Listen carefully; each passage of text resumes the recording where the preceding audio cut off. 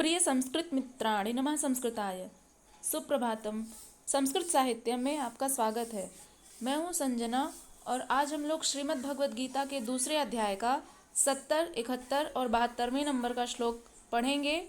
आज श्रीमद् भगवद गीता के दूसरे अध्याय का समापन है।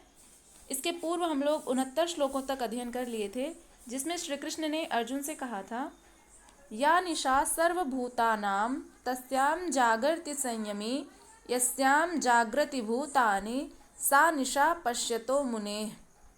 अर्थात संपूर्ण प्राणियों के लिए जो रात्रि के समान है, उस नित्य ज्ञान स्वरूप परमानंद की प्राप्ति में स्थितप्रज्ञ योगी जागता है और जिस नाशवान सांसारिक सुख की प्राप्ति में सब प्राणी जागते हैं, परमात्मा के तत्व को जानने वाले मुनि के लिए वह रात्रि के समान है।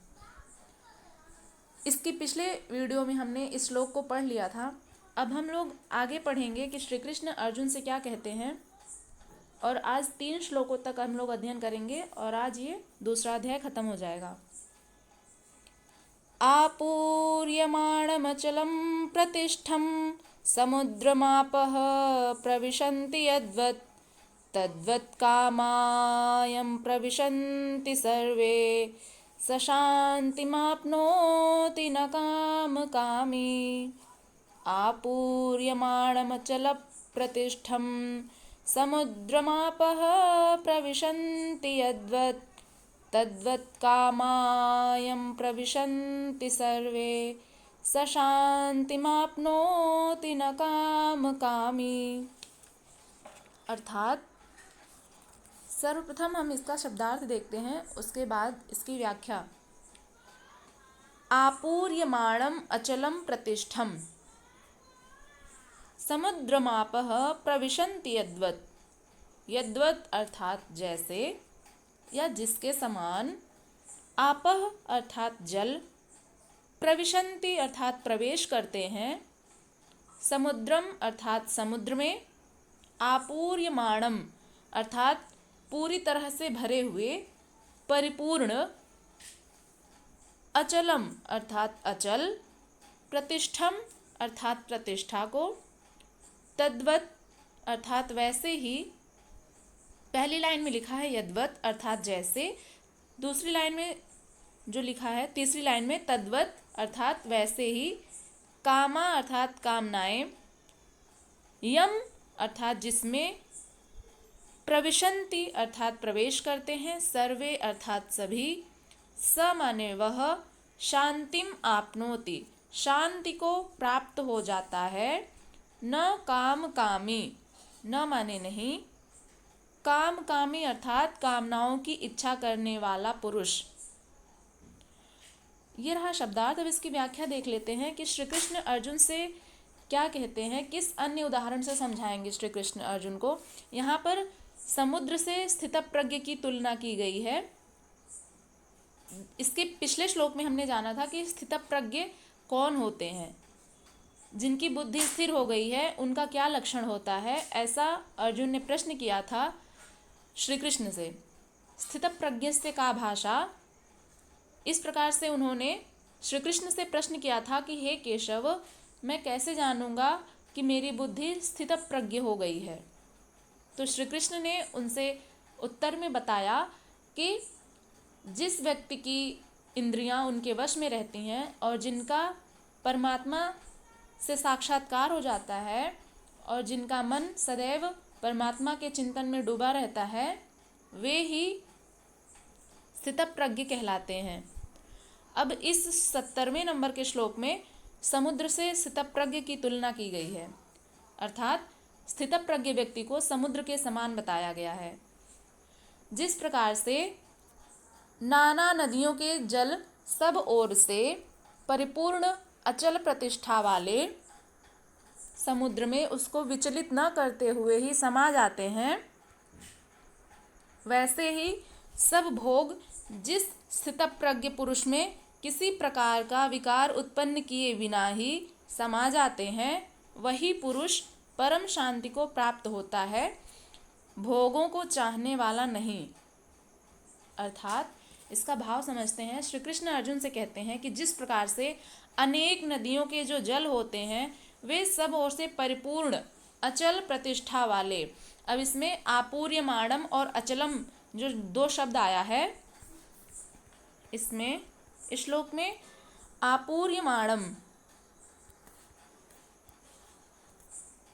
आपूर्यमाणम है एक शब्द, और ये आपूर्यमाणम और ये अचलम, ये जो दो शब्द हैं ये समुद्र के विशेषण हैं। इसमें श्री कृष्ण अर्जुन से कहते हैं कि आपूर्यमाणम अचलम प्रतिष्ठम समुद्रम, अर्थात परिपूर्ण, चारों ओर से परिपूर्ण अचल समुद्र। समुद्र की विशेषता है आपूर्यमाणम अर्थात भरे हुए, अचलम अर्थात अचल। तो जिस प्रकार से समुद्र अनेक नदियों के जल से सब ओर से परिपूर्ण अचल प्रतिष्ठा वाले समुद्र में उसको विचलित न करते हुए ही समा जाते हैं, वैसे ही सब भोग जिस स्थितप्रज्ञ पुरुष में किसी प्रकार का विकार उत्पन्न किए बिना ही समा जाते हैं, वही पुरुष परम शांति को प्राप्त होता है, भोगों को चाहने वाला नहीं। कहने का भाव यह है कि जिस प्रकार से समुद्र अपने अंदर सभी नदियों के जल को समा लेता है, उसी प्रकार से एक स्थितप्रज्ञ व्यक्ति अपने भीतर संसार के समस्त भोगों को, संसार के समस्त ऐश्वर्य को अपने भीतर समाहित कर लेता है, जिससे उसे ये सारी चीज़ें आकृष्ट नहीं करती हैं। और वही जो स्थितप्रज्ञ पुरुष होता है, जिसकी बुद्धि परमात्मा में स्थिर हो गई है, ऐसा स्थितप्रज्ञ पुरुष परम शांति को प्राप्त होता है, न कि भोग और ऐश्वर्य की कामना करने वाला पुरुष। अब इसमें देख लेते हैं अचलम प्रतिष्ठम, इनमें द्वितीय विभक्ति एक वचन है। अचलम में भी द्वितीय विभक्ति एक वचन, प्रतिष्ठम में भी द्वितीय विभक्ति एक वचन, आपूर्यमाणम इसमें भी द्वितीय विभक्ति एक वचन है।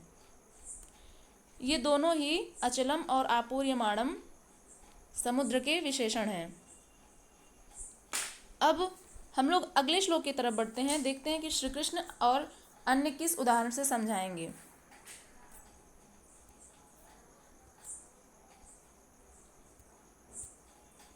विहाय कामान्यः सर्वान् पुमान् शरति निःस्पृहः निर्ममो निरहङ्कारः स शान्तिमधिगच्छति। विहाय कामान्यः सर्वान् पुमान् शरति निःस्पृहः निर्ममो निरहङ्कारः स शान्तिमधिगच्छति।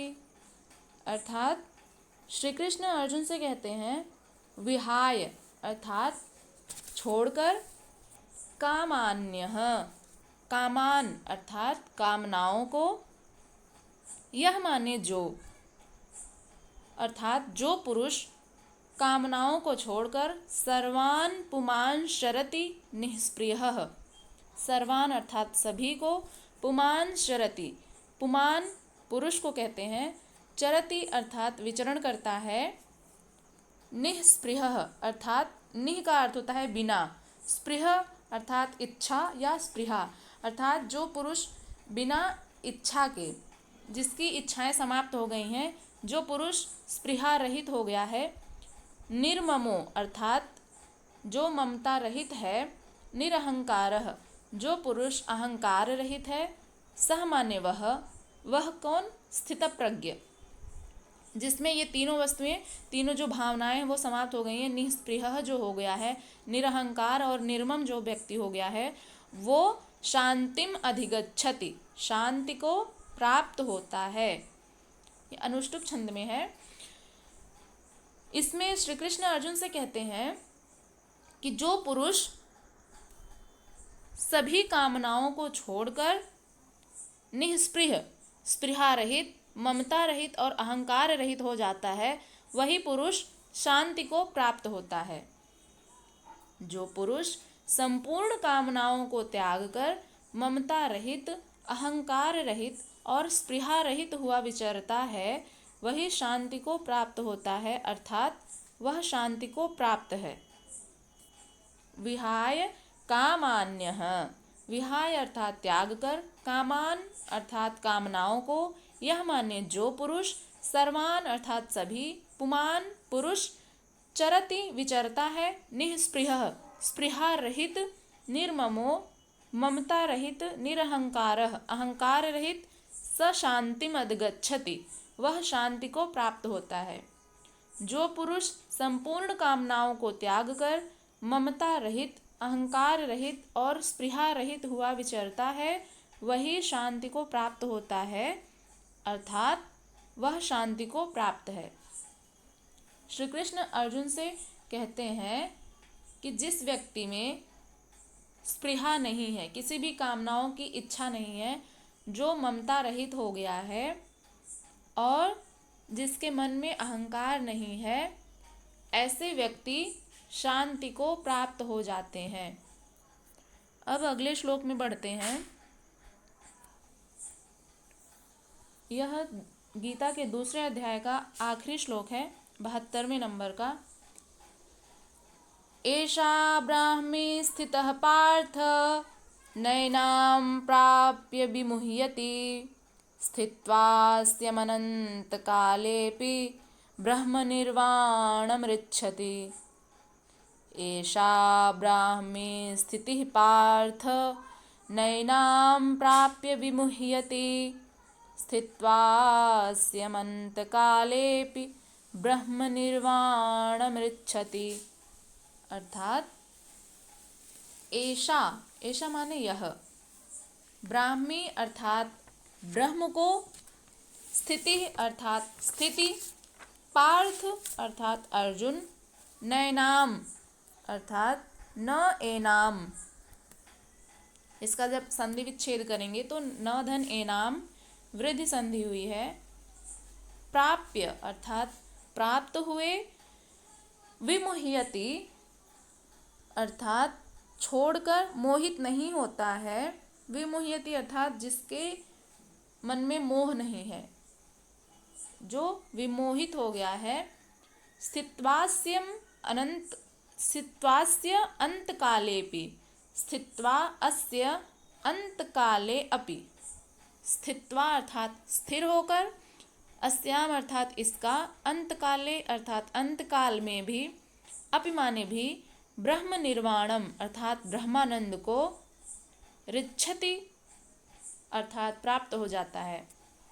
ऋच्छत यहाँ पर गच्छत से ही इसका अर्थ लेंगे तो उसका अर्थ होगा प्राप्त हो जाता है। ये रहा शब्दार्थ। अब इसकी व्याख्या देखते हैं कि श्री कृष्ण अर्जुन से क्या कहते हैं। एषा ब्राह्मी स्थिति पार्थ अर्थात हे अर्जुन, पार्थ हे पृथापुत्र अर्जुन, न एनाम प्राप्य अर्थात इसको प्राप्त होकर योगी कभी मोहित नहीं होता। हे अर्जुन, यह ब्रह्म को प्राप्त हुए पुरुष की स्थिति है। अर्थात इसके पहले के जो श्लोक हमने पढ़े वो कौन सी स्थिति थी? ब्रह्मा की, ब्रह्म की स्थिति थी वो। तो ब्रह्म की स्थिति को प्राप्त हुए योगी पुरुष कभी भी मोहित नहीं होता और अंत काल में भी इस ब्राह्मी स्थिति में स्थित होकर ब्रह्मानंद को प्राप्त हो जाता है। कहने का भाव यह है कि यदि जीवित रहते समय किसी को ब्रह्मानंद की प्राप्ति नहीं हुई और मरते समय किसी व्यक्ति की मृत्यु जब निकट आ गई है तो उस समय भी यदि उसे ब्रह्मानंद की प्राप्ति हो जाती है, यदि वह व्यक्ति ब्राह्मी स्थिति को प्राप्त हो जाता है तो भी वह ब्रह्मानंद को प्राप्त हो जाता है। अर्थात मृत्यु के अंतिम क्षण में भी यदि किसी पुरुष को ब्रह्म का स्वरूप स्मरण हो जाता है, यदि वह ब्रह्म की स्थिति, ब्रह्म को चिंतन कर लेता है तो वह ब्रह्मानंद को प्राप्त हो जाता है। हे अर्जुन, इस ब्रह्म को प्राप्त हुए पुरुष की स्थिति है, इसको प्राप्त होकर योगी कभी भी मोहित नहीं होता है और अंत काल में भी इस ब्राह्मी स्थिति में स्थित होकर ब्रह्मानंद को प्राप्त हो जाता है।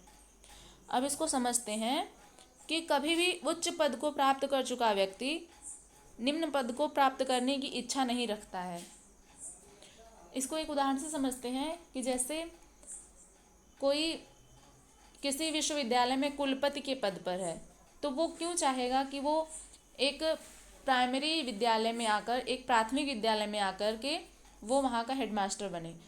तो वो नहीं चाहेगा। क्यों नहीं चाहेगा? क्योंकि वह उससे उच्च पद पर स्थित है। तो इसीलिए जिस व्यक्ति को ब्रह्मानंद की प्राप्ति हो जाती है तो वो उच्च पद को प्राप्त हो जाता है, इसलिए उसे संसार की कोई भी वस्तुएं उसे मोहित नहीं करती हैं, क्योंकि संसार की सभी जो भोग और ऐश्वर्य की वस्तुएं हैं वे निम्न पद पर हैं, और जो ब्रह्मा की स्थिति है वो उच्च पद पर है। तो ब्रह्मा की स्थिति को प्राप्त किया हुआ व्यक्ति कभी भी सांसारिक ऐश्वर्य में मोहित चित्त नहीं होता है और ब्रह्मानंद को प्राप्त हो जाता है।